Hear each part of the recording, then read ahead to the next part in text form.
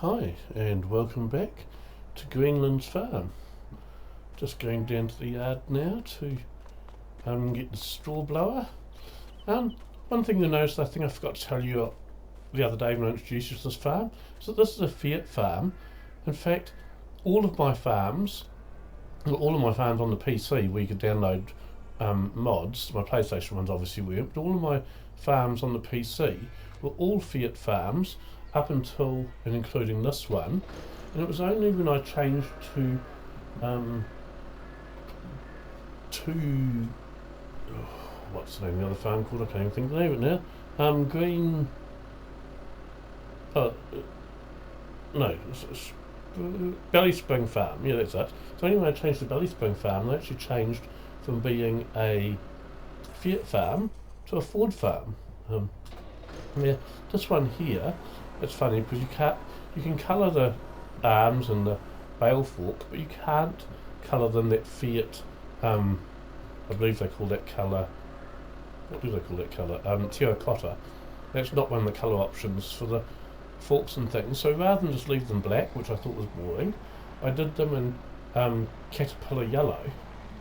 And the idea behind that is that when you upgrade to new tractors, I'm guessing that you probably wouldn't actually upgrade all new forks and front loader arms and things if there were nothing wrong with the ones you had.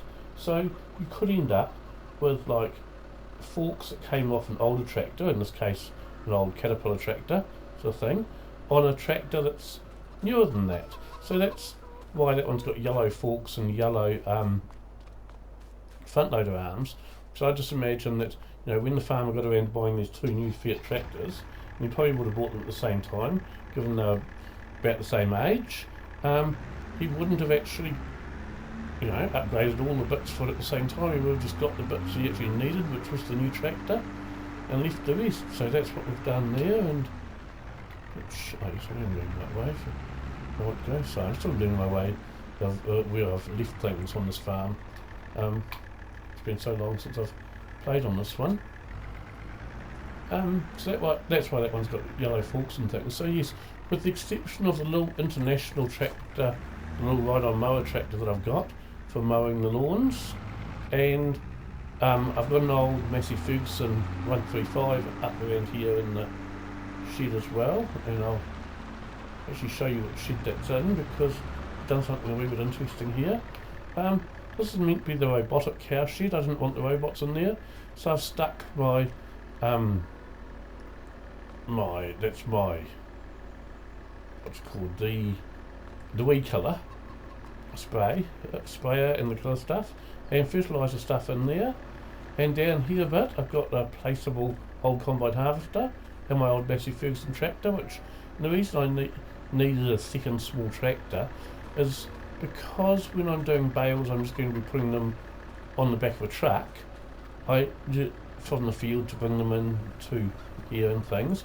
I really needed two tractors with front forks, one to load them onto the truck out in the field and one to unload them again out in the yard here, which is why I decided to have an old Massey Ferguson 135 because, well, it's probably not true of New Zealand farms nowadays, but certainly New Zealand farms in the 80s, every single farm had an old Massey Ferguson 135 on it in New Zealand.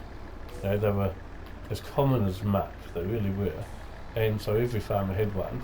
So yeah, the way I imagine it is that this farmer came into a bit of money, maybe got a bank loan or something to buy two brand new Fiats, going on for 10 years ago now, because these tractors from the 80s and this farm was set in the 90s. So yeah, about going on for 10 years ago, the farmer bought himself two new Fiat tractors at the same time, a smaller one for doing some yard work and a bigger one for doing the field work, and he kept his old Massey around because it still ran to do a bit of the yard work as well when the other Fiats needed out in the field for loading bales or something. And that kind of explains why I've got the tractors I have. Now we're just going to do, I can't remember, there's two different ways of unloading bales on this one, and I can't remember which one I need off the top of my head, so let's go and have a look. It's U to change from one to the other. So, aha, there we go. I need to use this way of unloading bales in this, in the milking shed, and the other way of unloading them at the calf barn. You can notice I've left all the sheds, all the doors in the milking shed there wide open.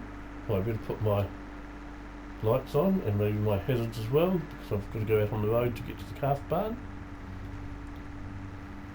So yes, oh,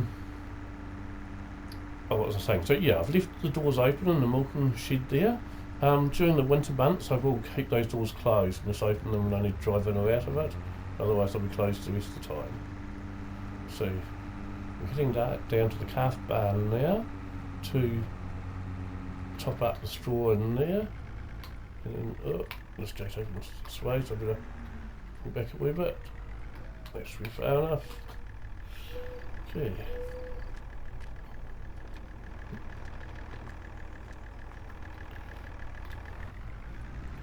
And the traffic on this map actually moves quite fast, so I might just get an outside view for a second so I can check the road's clear. Because yes, the traffic moves very, very fast on this map, and so you can end up having quite bad accidents if you don't have your wits about you. But it's better than having that really, really slow moving traffic they used to have on the older maps, I'll tell you. Anything's better than that. Oh, pull over here while I don't think I pulled over quick enough to get the trailer off the road, but that's alright. Can't be helped. That's nice. Get that. No, I didn't. Look, the trailer's still out on the road. Never mind. There we go. And I've got some of the doors open here in the calf barn as well. Although obviously not this one because there's no metal gate inside these doors, so the cars would actually escape if I left that one there open, and that's the one that the straw goes in. Yeah. And while I'm here, I'm also going to show you something else as well. So you can see how I've got the blower for one barn and the tipping thing for the other. So if we go through here for a second, this side, sorry. There we go. You'll see I've got over here a big oak tree with an old tractor under it. And you might recall from the video I did the other day that the paddock on the other side of the road and down in the opposite direction from the main farm also has a big oak tree with that old tractor behind it. And the reason for that, I haven't done that very well, have I? Look at that, that gate's right in the dirt there. I'd have to make that gate swing the other way so it swings out into the paddock. I'll give that some thought anyway. Right, we'll close that door again now that I've topped up the straw in that barn. Come on. Is that close enough to... There we go. Now we've got it. Okay. So, I've got two paddocks with the same oak tree with the same old tractor under it, rusting away, and the tractor and the oak tree are both different things, so I've had to place both bits separately. And the reason I've done that is because I think it looks really, really good with the old oak tree with the tractor rusting away under it. But I do have to be careful with things like that I don't overdo it. So yes, I have got that I have got that same oak tree with the same tractor twice on this farm, but they're in completely different parts of the farm, so I'm not likely to be seeing both sort of on the same journey or anything. But it is one thing that when you see something that works really well or whatever, it can be overdone, and I think game developers are especially bad at that. I well remember WRC, it's either 4 or 5 for the PlayStation 2. It was the first rally game where they actually came up with this idea of like having events happening. So for example, you might come flying around the corner of the stage and there'd be another rally car crashed on the side of the track there and you've got to dodge it. Or perhaps there'd be another rally car that's damaged and it's limping along very slowly and you've got to get past it on the track. And these were just random events, they weren't happening all the time. It was the very, very first rally game ever to have that. But because they'd just come up with this new thing, they were obviously very proud of themselves, the developers of that game. And to me, they'd kind of overdone it a wee bit. So for example, there was one stage where randomly you might be racing along this big forest fire that was raging. There's fire engines parked on the track that you've got to dodge and miss. Now the reality is that if there's a big forest fire on the stage where the rally's meant to be, they'd either cancel that stage or cancel the whole rally altogether, depending on how severe the fire was and things.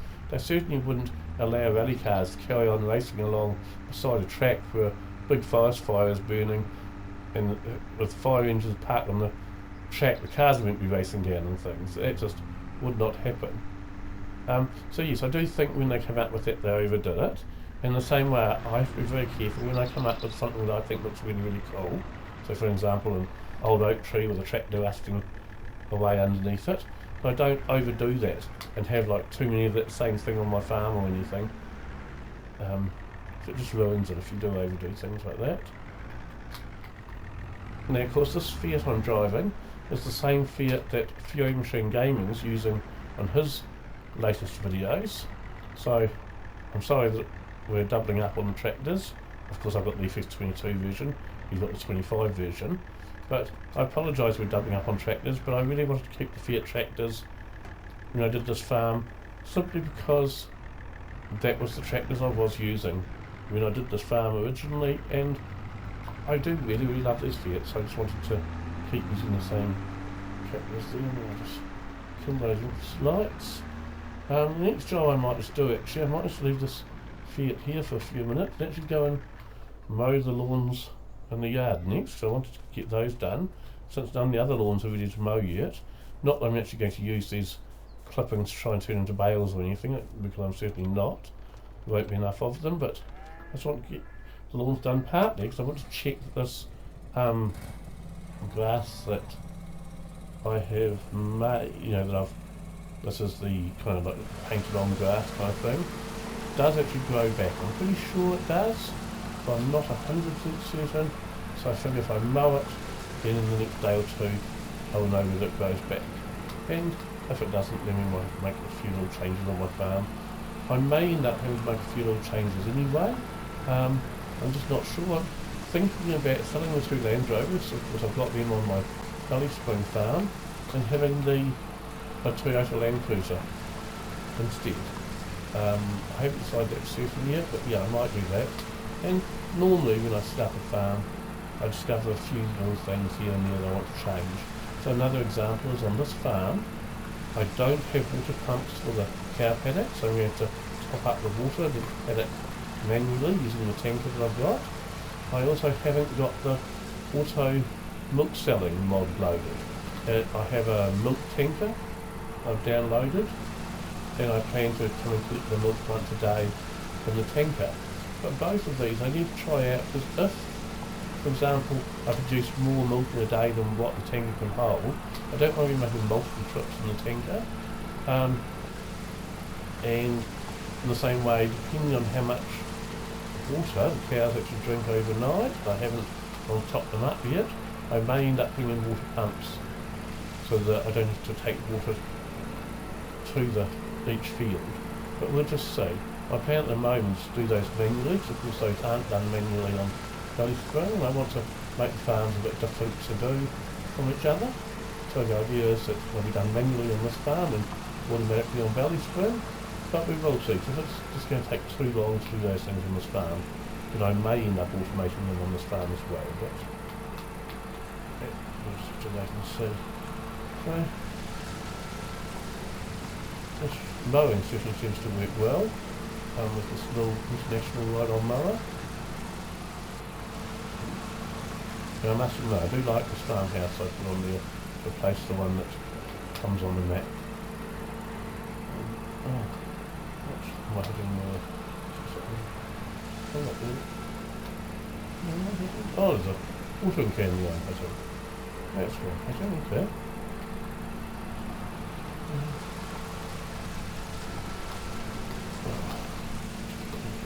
Here, so go back and do that.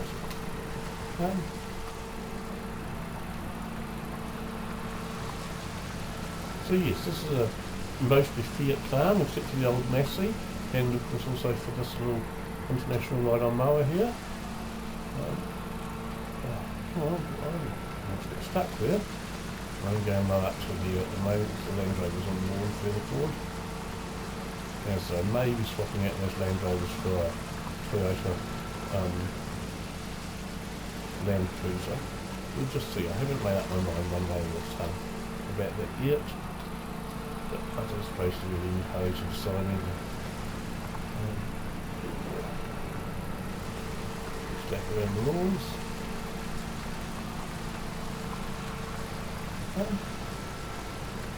So, what else are we going to talk about on this video?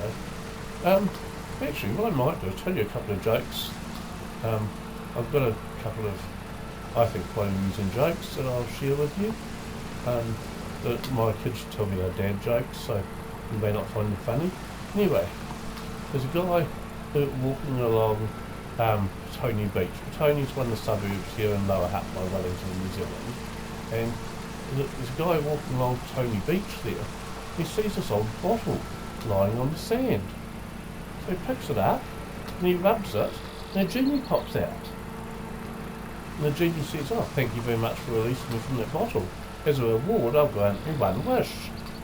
The guy says, "I don't mean to seem ungrateful or anything, but I thought genies were always meant to grant you 3 wishes. And the genie goes, "Well, yeah, that's true, but with inflation the way it is, and the prices of everything just skyrocketing, and to tell the truth, people are getting a lot more greedy and just thinking about themselves all the time nowadays. So some of their wishes are actually rather expensive nowadays. We just can't afford to do 3 wishes each time anymore, which is why we're reduced it to just one. But because you're only getting one, make it count." So the guy scratches his head for a couple of minutes and he says, "Look, I've always wanted to go and visit Australia, but Australia and New Zealand, it's a fair distance apart really, even though on a globe or something they look like they're just next door to each other. They're still a decent distance apart. There's a few hours on an aeroplane. And I don't like flying, and I get really, really seasick if I travel by boat. So could you build me a bridge from New Zealand to Australia so I can go over to Australia?" And the genie replies, "Do you have any idea how much a bridge over that distance would actually cost? I mean, it would take millions upon millions, probably trillions in fact, of tons of concrete to build such a bridge. Not to mention the planning and the paperwork, the permits you'd need to build that. Could you maybe do something a bit more realistic? Because it's not really overly realistic." So the guy scratches his head and says, "Oh, I know, then I've got the perfect thing. I'm always getting in trouble with the wife. I'm either not saying the right thing and getting in trouble for not saying the right thing, or not doing the right thing and I'm getting in trouble for that. And I'm just sick and tired of always getting in trouble with the wife. So maybe, for my wish, I'd like to be able to understand women." The genie scratches his head for a minute, then responds, "So, this bridge, do you want 2 lanes or 4? So, hope you enjoy that joke. And I've got time for one more joke, so I'll tell you one more. Husband and wife are lying in bed together chatting one evening, and the wife, she's reading a magazine, she's obviously reading this article, it gets her thinking and things. She turns around and she says to the husband, "Darling, if I died, would you remarry?" And the husband thinks about it for a minute and says, "Well, I'm still reasonably young. I don't really want to spend the rest of my life alone just because you've unfortunately passed away, so yeah, I probably would." The wife doesn't seem that impressed by that answer. She goes, "Okay." And then she thinks about it for a bit longer and then she says, "So, if I died and you remarried, would you let your new wife wear all my jewellery?" And the guy says, now he obviously doesn't understand how women think at all, with answers like this, But he says, "Well, you're dead, you're not going to be wearing it, it would just be a waste for it to sit there doing nothing, so yeah, I'd probably let you wear your jewellery." Of course the wife's looking even more unimpressed now. And she says, "So, if I died and you remarried, would you let your new wife use my handbags? All my handbags I've collected over the years." And the husband, still quite naive to what a woman wants to hear, responds with, "Well, you're dead. It's not like you can use them anymore, and it would just be a waste to let them just sit there gathering dust. So, yeah, I'd probably need to use your handbags." wife's even more unimpressed with this answer. And she says, darling, if I died and you remarried, would you let your new wife use my golf clubs? And the husband says, no, I wouldn't let her use your golf clubs. She's left-handed, so it'll be no good for you.